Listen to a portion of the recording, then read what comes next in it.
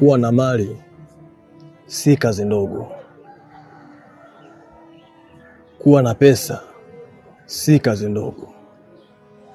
Kuwa tajiri si kazi ndogo. Sasa ndio kwanza tunaanza. Tunaenda kwenye hatua inayofuata. Hakikisha unamtafuta kijana wa kiume mwenye umri wa chini ya miaka 15. Na uhakikishe utupu wenu una usana. Hiyo ndio njia pekee ya wewe kuweza kupata mali.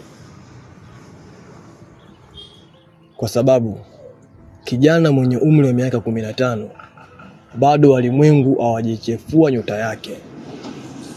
Ukifanya hivyo utapata kazi mbalimbali, biashara zako zitafunguka na unaweza kupata pesa za kutosha. Umenielewa? Unaweza ukaenda.